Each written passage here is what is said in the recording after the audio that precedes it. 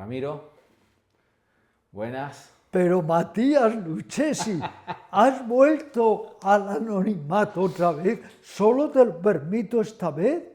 Bien, Y te voy a decir por qué te lo permito. Porque sé que como hoy vamos a tratar todos los métodos, medicamentos de autodesarrollo, de armonización, quieres recibirlos como un aprendiz, lo cual refleja tu motivación, tu humildad, tus ansias de saber. Por eso te permito que otra vez te hayas ido a la invisibilidad. Bien, bien, gracias Ramiro. Sí, por eso, porque la última vez que nos vimos charlamos sobre vos, dijiste, ¿no? Estamos como en un campo de concentración. Bueno, recetas para salir de ese campo de concentración, medicamentos. ¿Hay algo o estamos No, condenados? hay algo, oye. Okay. Por favor, Matías, no lo dudes, que vengo dando clases de yoga y técnicas de psicología profunda de Oriente desde hace casi 60 años. ¿Por qué? Porque afortunadamente hay mapas espirituales, hay brújulas, hay conocimientos genuinos, hay metodología fiable para que podamos humanizarnos, para que podamos ir disipando la ignorancia básica de la mente y que pueda aflorar un discernimiento correcto. Luego sí, hay muchos medicamentos. Fíjate que uno de mis libros más controvertidos se llama La sonrisa de Buda, que todo el mundo habla de él, pero nadie le sigue. Que es cierto, hoy en día todo el mundo habla de Buda. Buda está en todas partes, pero luego nadie le sigue, nadie le comprende, porque Buda fue muy terminante. Dijo, hay sufrimiento. Y yo lo que entrego es actitudes, métodos, enseñanzas para superar el sufrimiento. En el anterior encuentro estuvimos hablando de una forma muy realista de las carencias del ser humano que le conducen no solo a sufrir él mismo, sino generar un sufrimiento innecesario, imperdonable en las otras criaturas. Pero cuando entendemos que somos personas en evolución, podemos recurrir a técnicas, a herramientas que nos ayuden a evolucionar y a mejorar nuestra calidad de vida psíquica. ¿Por dónde podríamos empezar entonces, Ramiro? ¿Qué podríamos, no sé, me viene lo primero, bueno, lo que hablábamos, meditación, respiración, pero ¿cómo encararías? Vamos a comenzar, querido Matías, por el reconocimiento del lado enfermo, entre comillas, oscuro, inhumano de nosotros mismos. ¿Cómo nos vamos a reconocer? ¿Cómo nos vamos a conocer? Tú que eres cineasta, tú que has hecho ya varias películas y muchos guiones, sabes de sobra que para obtener un enfoque como tú estás haciendo ahora de mí mismo, has tenido que observar. ¿Cómo conocernos? Observándonos. Nadie se puede conocer si no nos observamos. Para descubrir algo hay que observar, observar. Para descubrirnos tenemos que observarnos. Y esta es una técnica fabulosa y que es un primer paso. Mirarnos, observarnos. ¿Qué quiere decir observarnos?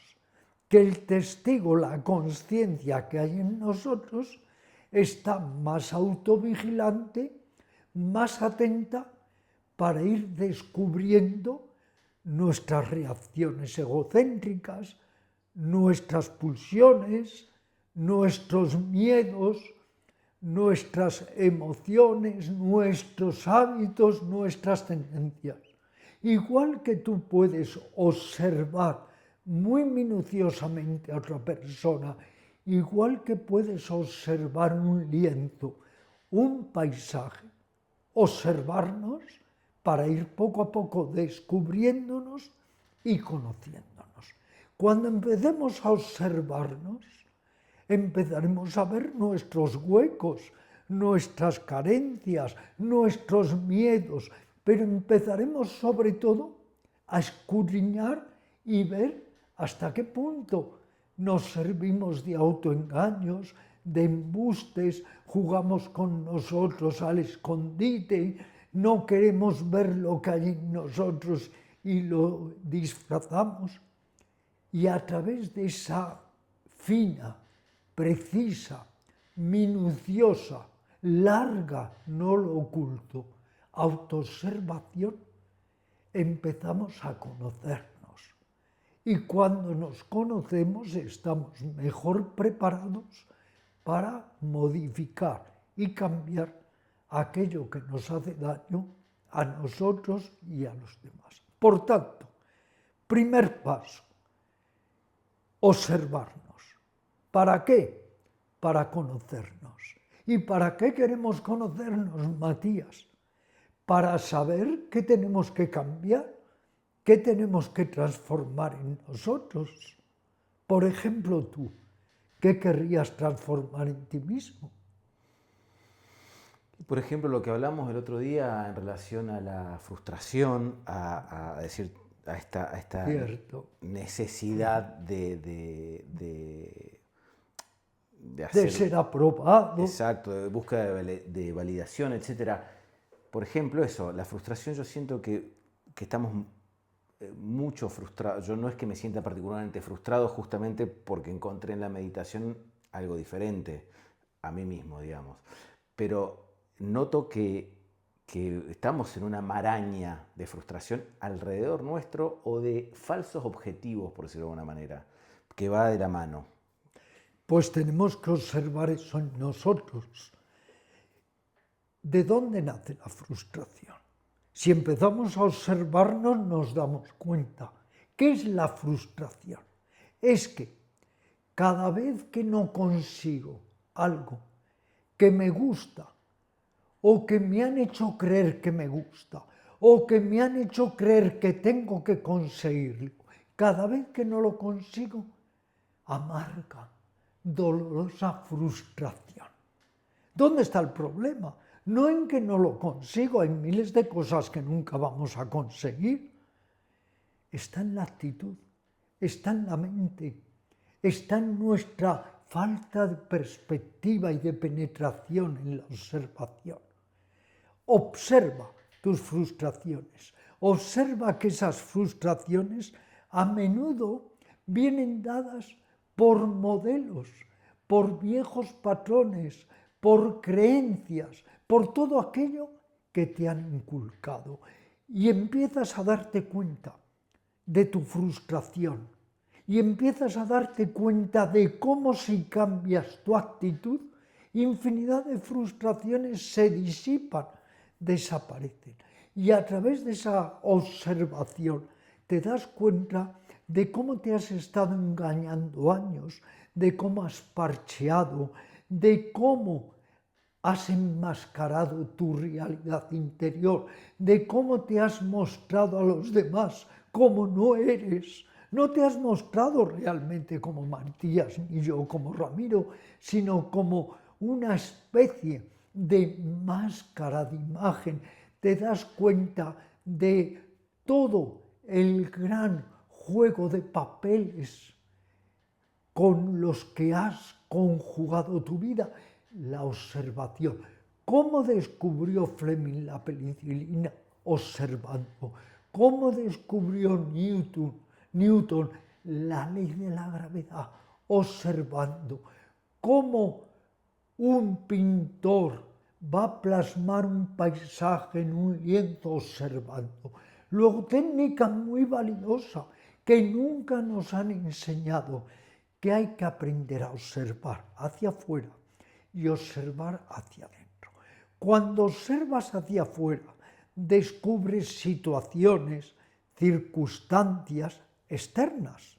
Pero cuando observas hacia adentro, descubres tus estados de ánimo, tus emociones, tus sensaciones, tus sentimientos. Por eso, observa hacia afuera, observa hacia adentro. Aprende mirando hacia afuera, aprende mirando hacia adentro. Pero como digo en mis memorias, es que no nos han enseñado nada útil, porque ni nos han enseñado a vernos, a conocernos, a realizarnos, a sonreír, a abrazar un árbol, a sentirnos bien. Mira, aquí te he traído mi último libro, La ciencia de la respiración. No nos han enseñado algo tan básico como la respiración.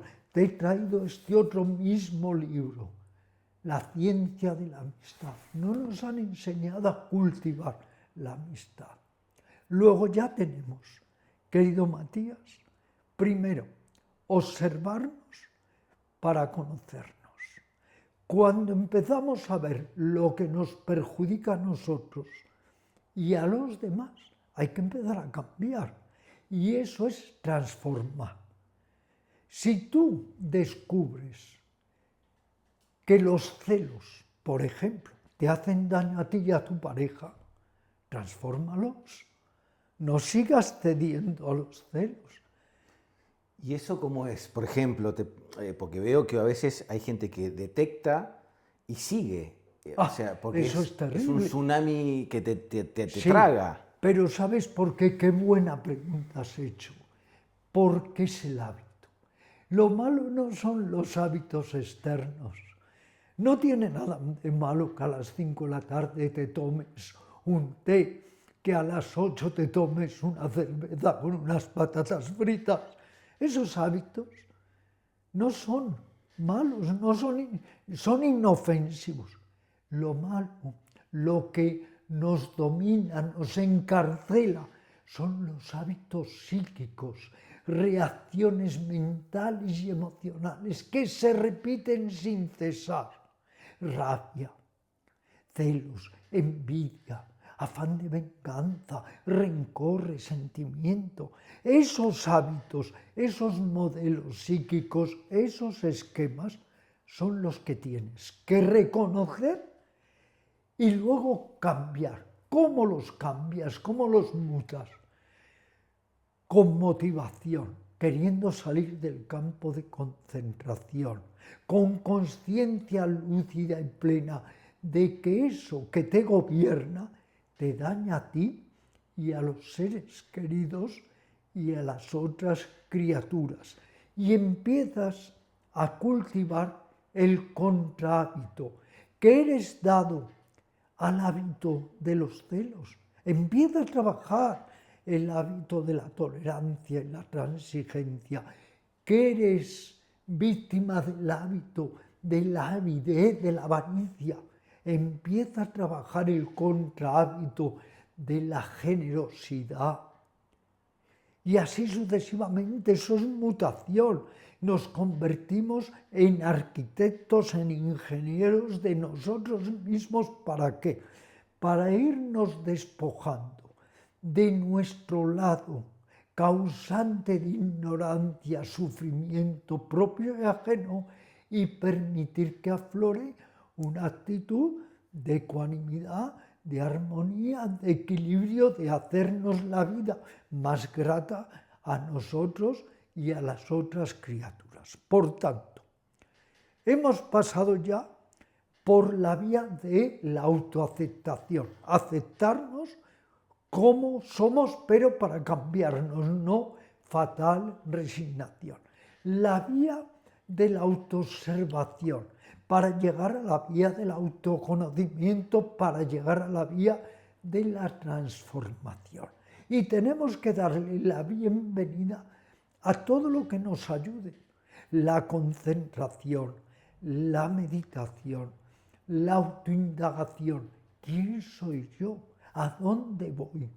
Tenemos que darle la bienvenida al ejercicio inteligente, el Hatha Yoga, el footing consciente, cualquier calistenia, pero no vivida como una máquina, sino inteligentemente. Darle la bienvenida a los buenos sentimientos, al cultivo de lo que llamaba Buda los 4 estados sublimes: la compasión, el amor, la alegría compartida, la ecuanimidad. Tenemos que aprender a ser gobernantes de nosotros mismos, no una máquina ciega que no sabe dónde va, que perjudica constantemente a los demás y al propio planeta y al final a nosotros mismos. Pero todo esto, ¿por qué no nos lo enseñan desde la más corta infancia, Matías?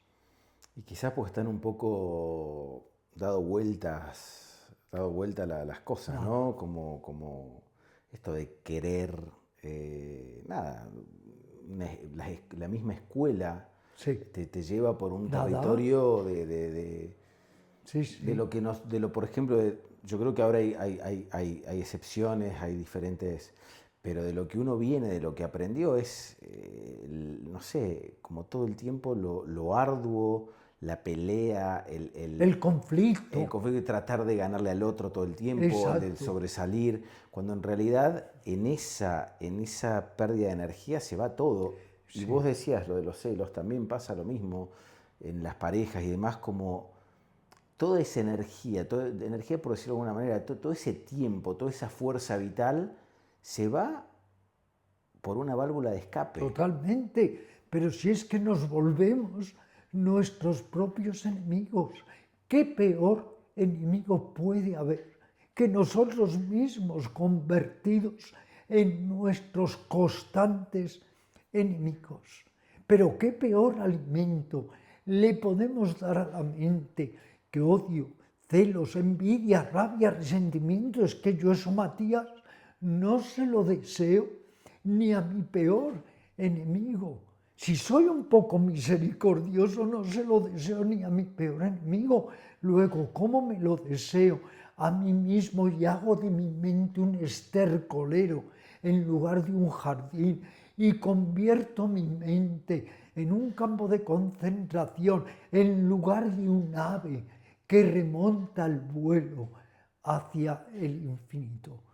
Por eso, adiestramiento mental también. Estamos con los medicamentos, adiestramiento mental y emocional.